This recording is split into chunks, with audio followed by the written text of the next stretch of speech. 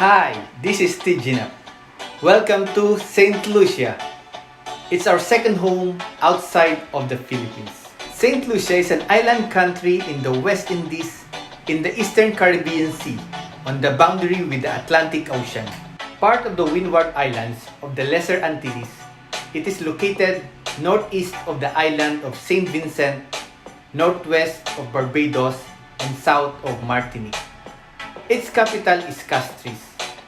Sulfur was colonized by the French and was the original capital of the island. The French were the first Europeans to settle on the island.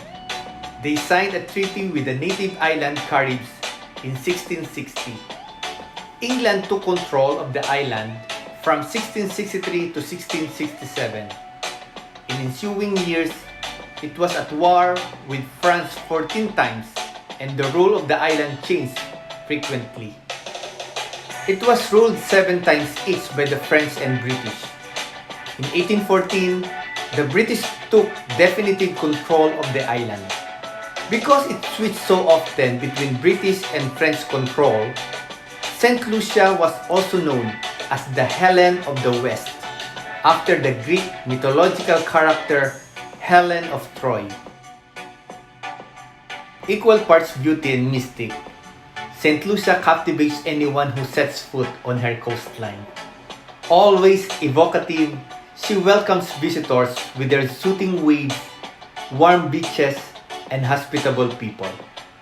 The only sovereign nation to be named for a woman, the island personifies adventure and inspiration. Her visitors invariably find themselves reluctant to leave and eager to return. The Pitons are 2 mountainous volcanic plugs, volcanic spires located in St. Lucia.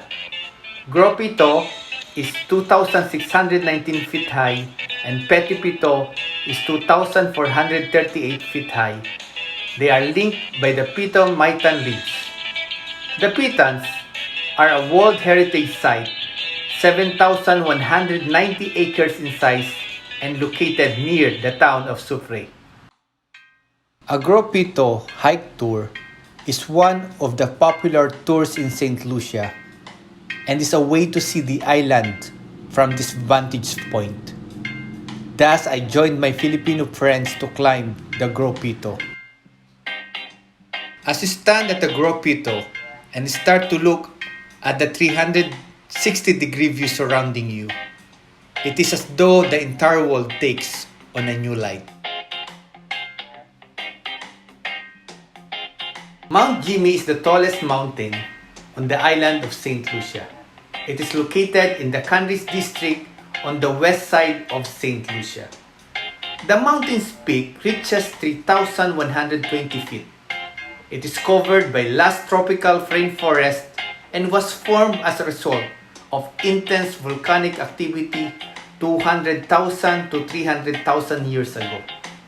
Mount Jimmy is still volcanic, and so are many other of the Pitons. It was once in a lifetime experience because I am not an adventurous person, and I was told that it will be hiking, which turned out to be a mountain climbing. As I was praying during our mountain climbing, I remember telling myself that if I return to my wife safe from the mountain climbing, I will give her a hard embrace. Thank God, I did return. Pigeon Island is a 44-acre islet located in Gros in the northern region of St. Lucia. Once isolated from the country in the Caribbean Sea, the island was artificially joined to the western coast of mainland in 1972 by a man-made causeway built from dirt excavated to form the Rodney Bay Marina. Sulfur Springs is a geothermal field on the island. It is located to the southwest in the district of Sulfur, a name given by the French meaning sulfur mine because of the proximity of the town to the site. It is the most popular tourist destination in St. Lucia, with approximately 200,000 annual patrons to the park and is known as the world's only drive-in volcano. A couple of hundred yards downstream from the springs, the water temperature is still hot, around 110 Fahrenheit or 45 Celsius, but cool enough for tourists to enter and give themselves a mud bath. These mud baths are believed by some to have medicinal properties and are used by some tourists and locals for said reasons.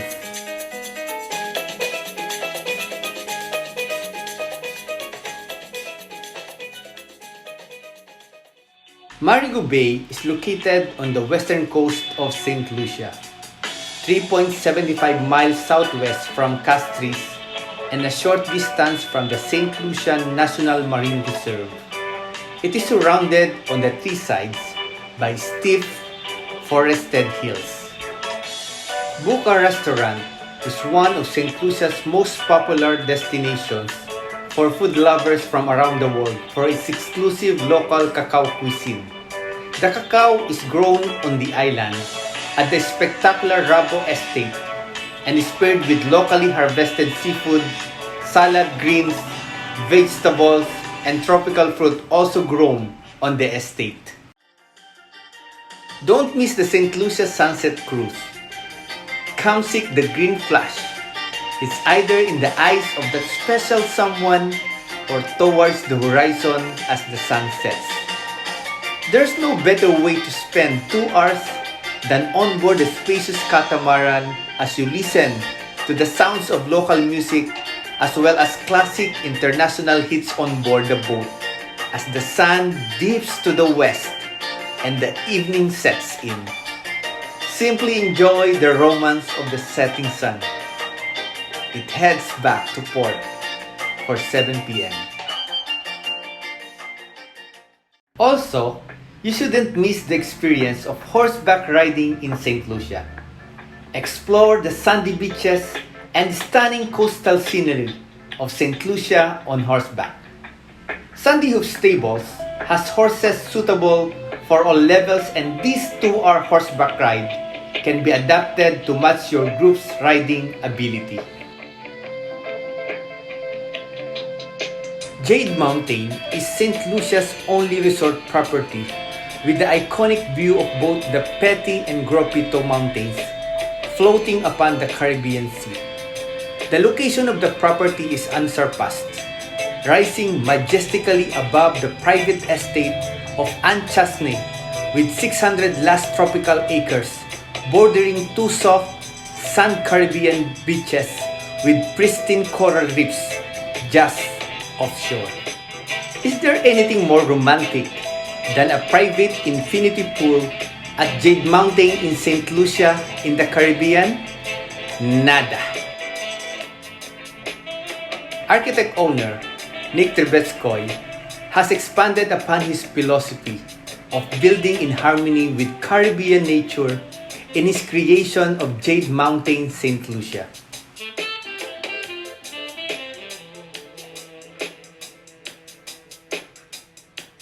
The bold architectural design, individual bridges leading to exceptional infinity pool sanctuaries, and rugged stone face columns reaching towards the sky makes Jade Mountain, St. Lucia one of the Caribbean's most mesmerizing resort experiences.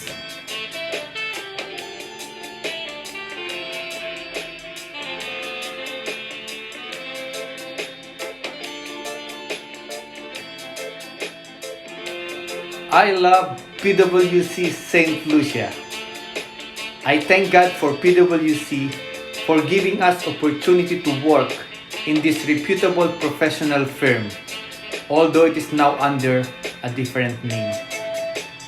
It opened a lot of opportunities for us in 2007. God willing, we will visit them once COVID-19 ends or when the travel becomes safer. No Kaiwe Plita, St. Lucia. Thank you for watching and please subscribe to my channel.